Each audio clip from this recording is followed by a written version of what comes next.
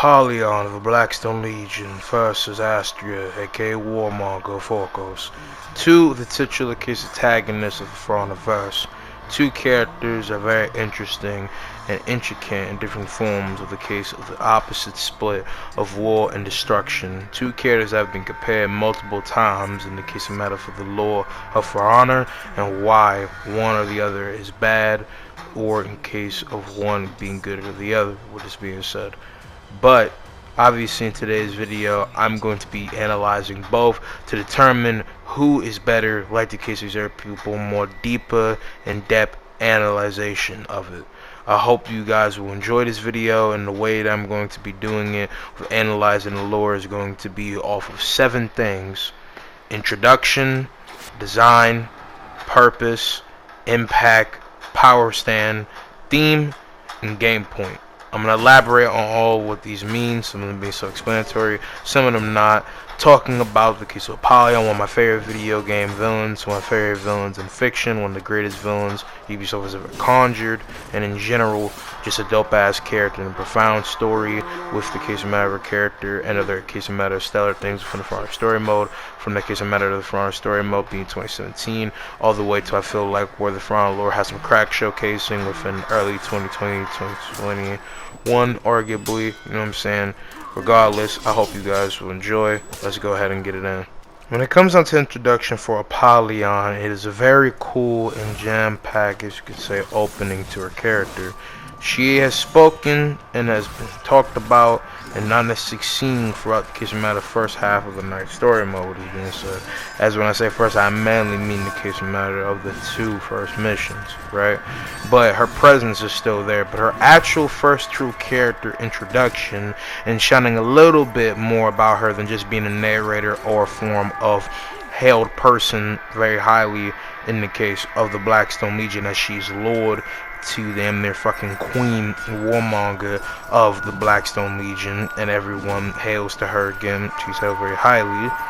She introduced herself as a person that's badass and not to be played around with. Black Air Force energy, war mommy herself. That is really all I feel like at face value you can take from her, and she stitches a little bit of how she is a person, maybe ideas and perspective, but not necessarily a full throttle shines that you have to go more for the story mode to possibly eventually full shine of what she wants to actually understand her. Because the introduction, I feel like, does not do that for her. Granted, it's not a poor introduction, but it does not represent her ideals or shine how she is as a person or what she wants. So in conclusion, I believe that her introduction is a cool representation of her, but for a villain / antagonist, she does not represent those things.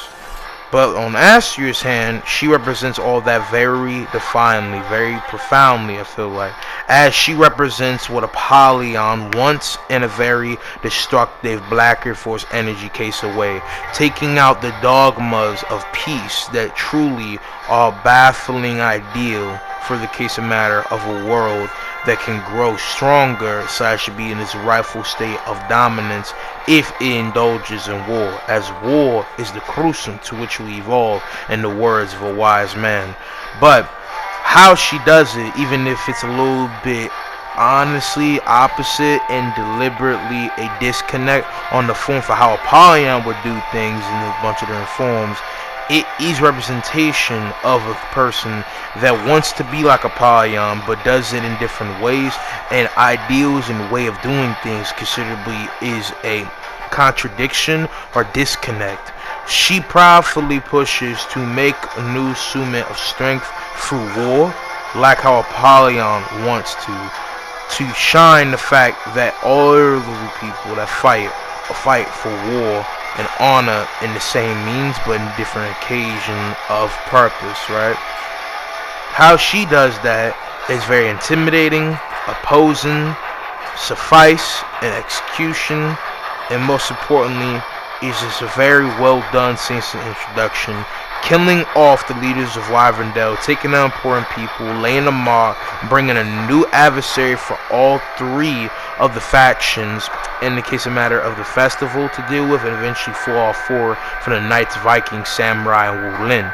It is a great introduction and a very great shine of what you would expect from a person that is beginning a new stage of what the last villain or last adversary wanted, but in a different case of way, reigniting the flame, to say the least. Anyway, next to case matter design from the case of Astrea, right? Getting that first point on the introduction, because again, 7 things, right? With design, obviously Apollyon's design is top notch, 10 out of 10, 11 out of 10, 12 out of 10, reminiscent of the case of this dark, brooding, brutal, mean Vato, ass form warden with the armor accompanied with different aspects of it that make it unique, even if it's supposed to be from a lawbringer armor that she stole after killing a dishonorable form lawbringer slash coward in her own right. The lawbringer that didn't want to go ahead and help her village as it was pillaged, murderized through, and raped through by a Viking horde. She took this armor and donned it as a representation of her iconic saying of war, and she reckons war in every sense of the way to me. And so this design easily gets her to be the winner. Granted, Warmonger's design by default and its different case of lore shine, it's not necessarily bad. It's like a modern version, if I feel like a case of Apollyon-esque armor, and she's obviously trying to live up to Apollyon. She is not Apollyon herself, and that's a great shine of it. It's like how Kylo Ren, even though he's a little bit split difference, and I know that some people see Warmonger like how Kylo Ren is a Darth Vader, a imposter, a fraud, a fake form of Sith or person reckoning the ideal slash being of Darth Vader, but never actually living up to it because it can never do it. Okay, simply put, Warmonger is a discount refurbished form version of Apollyon's armor, and it isn't actually her in the flesh, and it's just donning it to live up to the name and try to put in a sense of fear and I guess doubt to anyone that comes to her, because she's living up to the name and look of a person that stayed in the case of Heathmore for years, staying all 4 of the factions, Knights, Vikings, Samurai, Wulin, and other people to come, what is being said arguably after, because her face, her slogan of I am war, and bringing them but sort of havoc to people's lands and being Black Air Force energy incarnate, is all coolly recognized and defined in the sense for how it's set up, right? But all around in design, I give Apollyon the win there, obviously being a 10 to beyond 10 out of 10, and I would say Astrea's design is the case of a solid like 8.5 to 9 out of 10 in general. I feel like it doesn't lay the same mark and scowl type of feel that Apollyon does. Granted, this is a very subjective part, and I'm trying to be as objective and real with it. You guys give me obviously your opinion in the comments with all this being said, but still, with this being said, this is 1-to-1 with Astrea getting the first point and Apollyon getting the second point. Next, we have purpose. It's talking about ideals, how they convey their purpose, why they do what they do, and how they go about it, with this being said. So their purposes are very similar. One form of purpose considerably cannot exist without the other, but why they do what they do, how they come to the conclusion of where they're at, and what it means to have this purpose is the split difference for me. The thing is, Apollyon's purpose, like I already mentioned before, is to bring about war, to strengthen this world. War is the best solution, in her opinion, to create the ultimate crucible of strength and purpose for people. To make wolves over the sheep, predators over the prey, conquerors over the conquered. A solid plan in the case of matter for how she executes it and by arguable ideals. As war, unfortunately, in multiple showcases of history, has strengthened humanity's resolve to build, push, and defend themselves against all unfortunate things that come to them. But the difference in different forms of people seeing of it is mainly the chaos or case of sadness it can bring upon people. But through those sadness and unfortunatism, people strive to be stronger. She makes the Knight stamina strong. She takes out the case of matter of a great deal of Vikings to rebuild up a new form of wolf pack in the case of the Warborn, and then through executing the Imperial family, taking out the case of the Emperor, she strengthened the samurai out of a civil war and strifed them to go ahead and pull up on her shit. Same time with the Knights and the Vikings eventually coming at the last second, the full plunder run for their shit to make an ultimate trifecta conclusion of war, and the stained war across all of Heathmore even to this time, as everything that Apollyon does is still being fought for / coming about to this day, regardless of whatever the reason is. Chivalry, duty, glory, vengeance, retribution, which technically goes the same but not entirely all stained by vengeance in the same sense, or even simply put, just coming back to get your get back, and what is mine by right was stolen.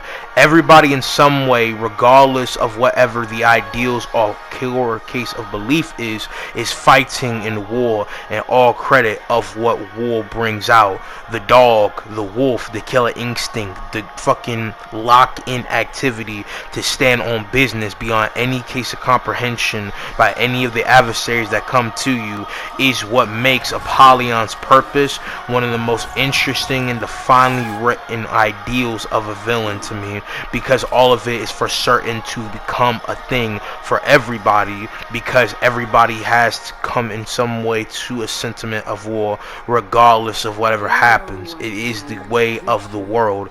It is the natural state of our species. War and conflict go hand in hand. Obviously there's just race to it and think of how it can go, but it simply put is how things are. Warmonger wants the same thing, especially to live up to this ideal of Apollyon. But the difference is that how she goes about it. You see, she wants to evolve people through it.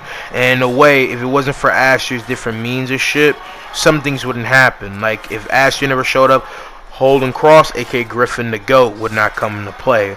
Dominique would come out of hiding to give support to the case of the people in the fight against her. Chimera wouldn't exist. All this shit.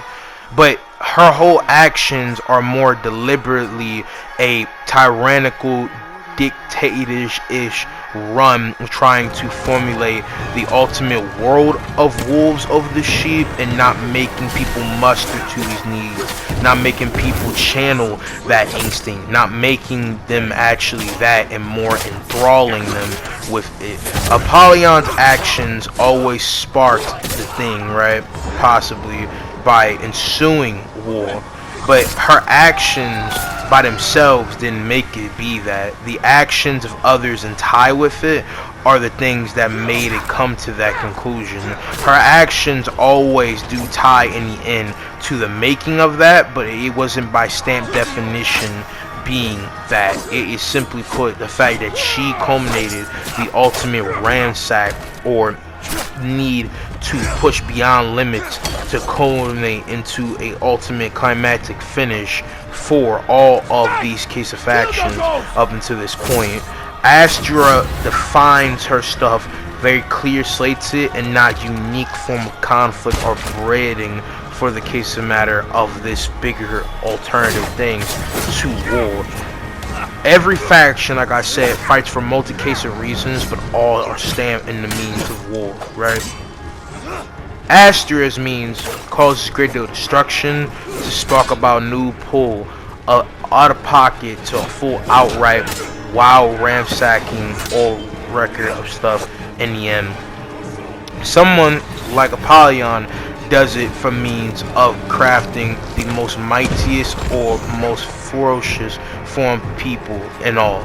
It is simply put just ways of moving to make a case of a world that she feels like has strengthened through it to be strong. Astrea seems to be doing it for means of power and simple slating of this and this for this stuff. She doesn't actually make this stuff happen in the same sense. Her actions are a little bit more deliberately evil half sense, and not as Apollyon, where they are out of pocket and in a way deliberately callous, and kind of puts on the same matter of role that the Vikings play for her, but it's stitch of a little bit of just flat out true strengthening of her people or in people on the enemy side, especially because for the most part her actions stand in a reasonable length of war push, right? Not necessarily full state on the means of just being the better form of being than another and snapping their foot down them. Astrea does that multiple times.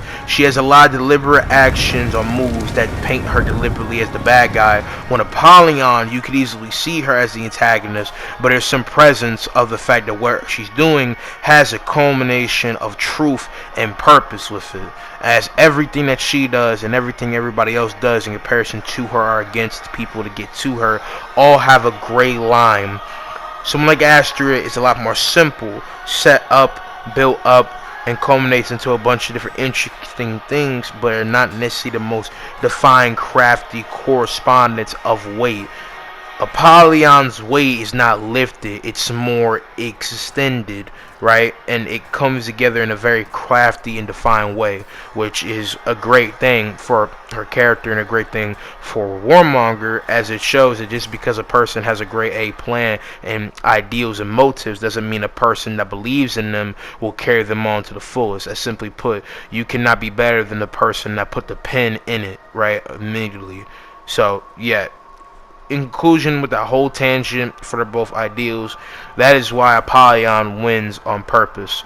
Now, Impact kind of stands in a similar thing, but to go and explain the differentiation of it is that an Impact, I'm talking about who laid truly a stinging mark in Heath more beyond comprehension. And if it isn't obvious, it's Apollyon again. The fuck did y'all niggas think, okay? Over here going full 3 points with this being said. Simple reason, again, everything that Apollyon set to do and said was going to happen came to be true. She made her own wolves out of the war. She made a bunch of feeble to arguably petty means come into full fruition because of that. And with that being said, she stained the entire continent that we're fighting on For Honor with the cause and effect of war and bloodshed. Astrea, even though she laid a great deal of impact, made a rebellion, put people back into positions of warrior stand, made wolves out from the case of arguable sheep that people were becoming, and made for some interesting stuff, and is a very, I feel like, at concept and how she came into stuff, a very stellar, interesting case of character when you look into her and the group, and especially Horkos. But Horkos is just discount Blackstone Legion, but they allow everybody that puts for their cause, which is the interesting and unique thing about it, but doesn't stand the same form of thing. And so that's why, to me, she will never lay the same mark, as everything she's doing is trying to duplicate / replicate the record what Apollyon did. But Apollyon laid the foundation in full throttle to where her message is still being appointed and painted across all boards, and she's trying to reckon it when really she's repping nothing but her own form of ego to tyrannical boast and power, especially taking a power that's not in their own native stand to protrude all forms of spoils of war. And this is where I play Apollyon's beautiful speech, where she makes it very clear on her motives and how that shine way more interstellar things than whatever Astrea was going for. It's over. We will have peace.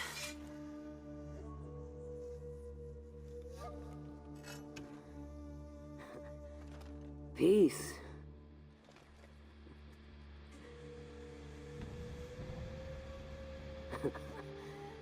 So, what happens now? You all just go home?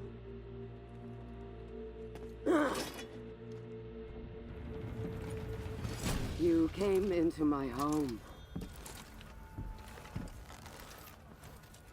And you brought your armies. What did you think would happen? Peace? That isn't how the world works.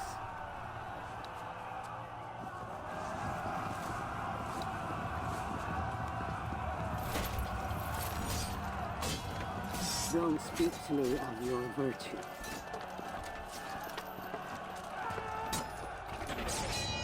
Duty. Kinship.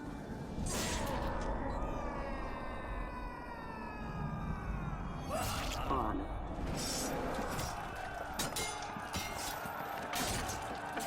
You've forgotten what you are.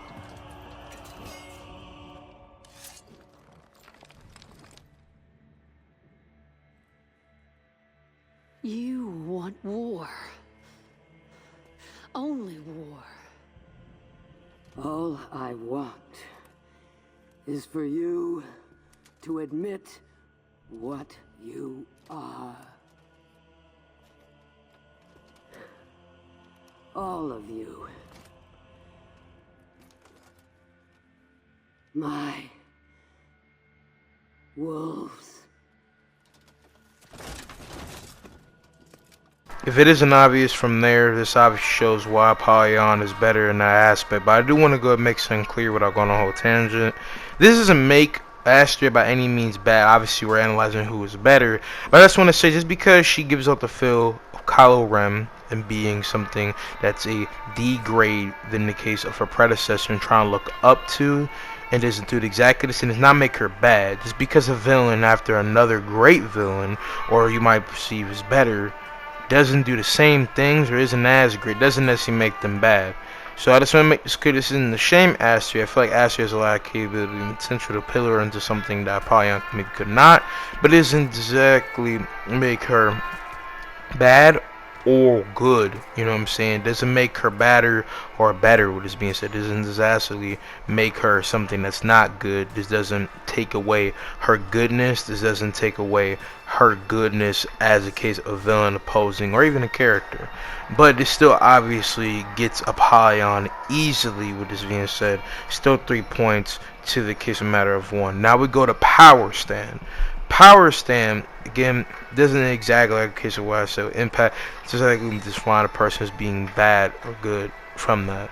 But the thing is that when I say by power stand, I'm meaning about how does she come off to the protagonist, the main cast. What does she do as a villain that makes you think she's not someone to be trifled with? And to me, Astrea wins that immediately, as what she does laid more foundation in her introduction of harm or to be bad, as she came in with a fucking killer instinct. She came in and Smith and Wesson people. She came in and laid a mock, retook the shard, the old castle of Apollyon that's built upon multiple castles, and laid a whole greater streak of bad and gruesome of death stand beyond comprehension.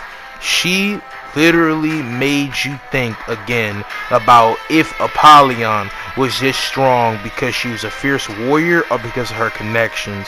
She also uses a thing called Draconite that I'm gonna talk about a little bit more and talk about possible cons or things like that. If you guys would like me to go and express a lot of things I have to say that I've said multiple times on record but could full concisely say it in a video about the Foreign lore and how Draconite is used, I can. But simply, long story short, Draconite is like this power MacGuffin that's like a fucking infinity stone in the Foreign-verse.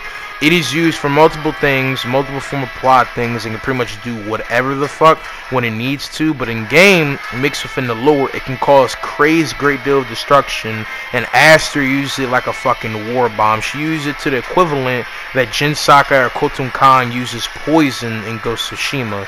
She full throttle makes wonders with this form of magical incantation slash rock. Okay, she basically uses it like a fucking COVID fentanyl device against all of her adversaries. And to me, within her actions, how she pushes, how she moves, how she goes along with her adversaries, and the fact that she has everybody from all over the world aligned within her faction, aka case of branch of the Knights, the Horkos faction, alright, or you could even say Horkos Legion. This makes her be more powerful at face value and more in the grand scope interesting. And in full throttle, I would say Astrea is arguably more powerful if she has Draconite at hand, can use it to its full consumption. I could do, you know, who will win the fight upon versus Astrea if y'all want. That might be self-explanatory for y'all. That's if you want. Just throwing out ideas, you know what I'm saying? But anyway, pushing on, we have theme. Theme, I mean about music. And this is obviously, next to the case of design, the most subjective subjective thing, but to me, I think this is very dope in every sense, because every form of theme in For Honor, or how it's used, is used in a very creative and cool stance to feel. And so to me, I feel like for Apollyon, they put in a lot more work to represent her theme in her actions, words, or other case of characters, and made it feel more greater, especially upon her death. So this easily is given to Apollyon. Don't get me wrong, Warmonger's theme is clean, but it's not the same, okay? Next, finally, we have in-game point. In-game point is about how they portray the character off in-game and what that means for the player to sting them into different conviction, contempt, or a realization of what they can do. Apollyon in her boss fight and everything she does in-game showcases a proficient, suffice to say, deadly, brutal vato. She moves different in every case of the way. And so, to me, that already makes her very top notch. But the things that make Astrea better is the fact that we can play Astrea. Astrea was more of a bullshit problem in her own test your metal event. She moves better. Her playstyle is more advanced and cleaner. Apollyon's capabilities look better, but Astrea moves better and feel. She showcases more full throttle of her stuff, and they use her very intricately in gameplay. And even though her game mode on first hand wasn't the most unique thing, its second comeback and the different capabilities you could use within it made it so much more interesting. So surprisingly within this is a very contingent tier, but I think all around I give it to Astrea simply again because you can use more of her in game, see more visuals of her character and aspects that make you really get pulled into her and really sting her as something creatively unique. In conclusion, the scorecard is 4-3, pretty close. Apollyon is all around a better villain to me because of her purpose, design, impact, theme, and how she stains the case of the world. Astrea is better at being a powerhouse, intimidating, an introduction that makes you get intrigued and bigger, more nuanced in her capability to actually be able to painstakingly drive people to new heights in the world. And most importantly, in game, you feel every inch of her character. But that all around still makes her be cool, but not as good as the war mommy herself, Apollyon. I hope you guys have enjoyed. This is a new form, possibly a video format. For me, you technically would count it as a new series, because it could be a new series, because I never did an analyzation of who should be this in two defined way. I've obviously did my iconic video, who should have become, or who truly was deserving to become Elden Lord, but I'd honestly count that in the same sense as it's like an open topic video. I was not scripted in that video if it wasn't obvious. This had a script, this had a point, this had a purpose, this had a format. If you would like to see a series of this, I can do that. I could do other comparisons. I could do, like, you know, Holden Cross versus Griffin, talk about his arc. I could do it characters and their fiction to the verses in different case of matter of things. That's like versus battle, even though I have versus battle in mind. I plan to do what would happen if you put case of someone like Astrea on crime trial, right? In the case of matter of putting her to the test, if she really did deserve to go ahead and have all these niggas on her ass for all the actions that she did, right? Which, for y'all who actually have kept up with the Front Lord, probably could already guess that's the case. But at the same time, I've had people ask me about different matter of capabilities of characters and different form of contents and things like that that could be interesting to talk about in deeper form. And these examples, again, like I already said, Holden Cross versus Griffin, other characters, like I was thinking, like, who was the better record of anti-hero protagonist, Jason Brody or Jin Sakai? I could do more. I could talk about other form of things besides that, but definitely be prepared for the more busting content. I know I haven't uploaded in a minute. I'm sorry, I've been busy with life, streaming, working, grinding, do what I need to do, and trying to live life to the best fullest. But I appreciate y'all support. I appreciate y'all seeing. I appreciate y'all watching. Like, comment, share, subscribe, all that good jazz. We're on the road to 100 subscribers. Let me know what more content you want. Definitely be on the lookout for the case of what if Astrea / Warmonger was put on trial for her crimes. Probably not gonna be after this video, but you never know. I'll let y'all know. I love y'all. I'm gonna see you guys in the next one. Peace out, mommy. Love y'all.